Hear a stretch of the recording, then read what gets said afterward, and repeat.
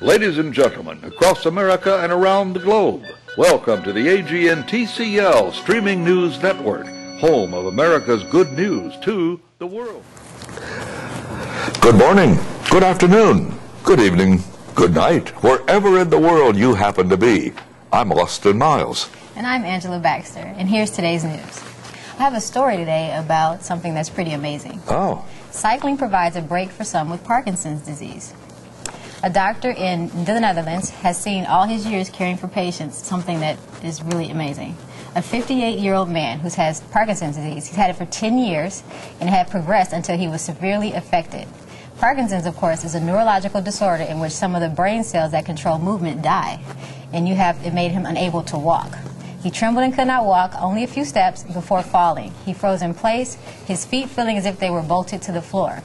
But he told the doctor something amazing. Do you know what it was? No, what? That he can ride a bike. Really? Yes, he said he's a regular exerciser and actually a cyclist. In fact, sometimes he rides his bike for 6 miles, and he rides every day. 6 miles.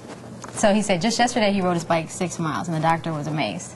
He couldn't believe it, so the doctor said, wait a minute, he's got end-stage Parkinson's. This can't be true because he can't walk, right? Yeah. So the man was eager to prove it. So he took him outside, and they found a nurse's bike, and they put him on it, mounted him up, pushed him off, and he was able to ride the bike.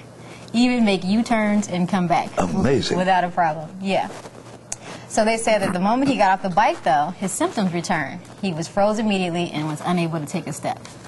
So the doctor made a video and photos of the man trying to walk and then riding his bike. And the photos appear in the April 1st issue of the New England Journal of Medicine. Wow. After seeing that, he asked 20 other severely affected patients about riding a bike. And amazingly, they could all ride bikes too. Really amazing. Yeah, people with Parkinson's disease can often dance, run, walk smoothly, and do complex movements for a few minutes if they are given appropriate signals, emotional, and visual cues. There are famous examples, such as there was a Parkinson's patient that had a fire in their building, and they were all able to run out of the building. But once they got out, they all froze and they couldn't walk. Can you believe that? Wow. And that's known as the kinesia paradox, but it doesn't last long. So riding for miles and miles is very different from walking for a few minutes. And until now, it was not known that patients with Parkinson's could ride bikes.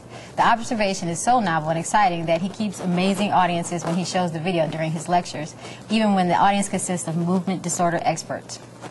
But, he added, he's not advocating that all Parkinson's patients hop on bikes and go out on busy roads. They need help mounting the bikes and can get into trouble if they have to stop at traffic lights. They need to ride in safe areas, and he recommends that they ride tricycles or stationary bikes. He said, however, bicycling does offer patients an opportunity to be symptom-free while they are riding, to look and feel normal, and to get some real cardiovascular exercise, even when their disease is so far advanced that they cannot walk. That's an incredible story. You know, there's another phenomenon, too. I knew a Christian songwriter named Milton Bourgeois. He wrote the song, Rise in the Name of Jesus. Rise and be healed in the name of Jesus. This man has such a stuttering problem that you absolutely could not carry on a regular conversation with him. But when he sings, he doesn't miss a word, has no stuttering problem. And I've also found that with other people who stutter. Well, Angela, just when you ready to throw up your arms and never go to a movie again and give up on Hollywood altogether, we get this report, which to me is incredible. There's an actor named Neil McDonough. Now, he's been in a lot of the movies around, and you probably saw him, but he elevates every role that he plays. He's that good of an actor, so very believable. But he was due to go on a series called Scoundrels. 3 days later, there was a casting change. Well, they tried to say all kinds of things, but he had refused to do a steamy love scene with his co-star female actress. Wow. And the reason for that, he made it clear, he said, I'm a family man and a Catholic. And he always made it clear that he would not do sex scenes. Isn't that great coming out of Hollywood? And as somebody said, it has cost him jobs, but the man is sticking to his principles. And the source went on to explain, you can't help but admire McDonough for sticking to his beliefs, even if he's poised to lose as much as $1 million in paydays for Scoundrels. Boy, in this case, I say hooray for Hollywood. Hooray. And I'm hoping we're going to see more. Yes, absolutely. Hooray for him. This right here is actually something about some things that are available to seniors. Title V money from the government has actually made it possible for seniors to have basic internet training for free. So this is kind of informational to let you know about that. In Contra Costa County, they have a program called Generations Online that offers classes for seniors that are apprehensive about using the computer and afraid to get on the computer. And so these classes teach them basic mouse skills if they need it. It teaches them how to create an email address, create an email account, send and receive email, and search the internet. And the best thing about the program is that it's taught by other seniors. So then they won't feel intimidated, and then other seniors coach each other. So they're called peer coaches. So it's really cool. It's at 2 locations right now. It's at the Michael Chavez Center in Concord, and the phone number is 925-682-8248. And also at Literacy for Every Adult Project in Richmond, and the number is 510-307-8084. And also, they're looking for host sites in Contra Costa County. So if you're a church, a business, or a nonprofit organization, you can call Jack Kennedy at 925-831-8777.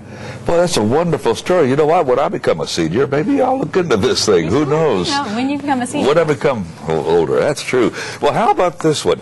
You know, we all know, and especially as the Easter season is coming, just about gone now, but we've all heard about how Jesus, there was no room for him at the inn when they tried to come in.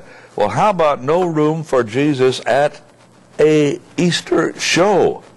It's about Well, Jesus. This is something else. Well, the story is on that more than 900,000 people are expected to pass through the gates of the Royal Easter Show at Homebush Bay over the next 14 days. That started April the 1st. Okay. However, an Easter display with Jesus is banned. The New South Wales Bible Society, who has worked in that area to try to have a booth there to talk about Jesus with the Bible Society, and they found that the door to that festival was slammed in their faces. Now, the Society's chief executive, Daniel Willis, says his staff were told in February that there would be space available for the stall, so everything was fine. However, they now say, and he has found out that the Royal Agricultural Society that puts this on has now told him there's an unwritten policy to refuse exhibitions by religious or political groups at the show. Can you imagine that? So Jesus has been banned from an Easter festival. You know, to me, things are kind of getting out of hand. I think I'm going for another walk. I'm Austin Miles. And I'm Angela Baxter. God bless. And may all of your prayers be answered.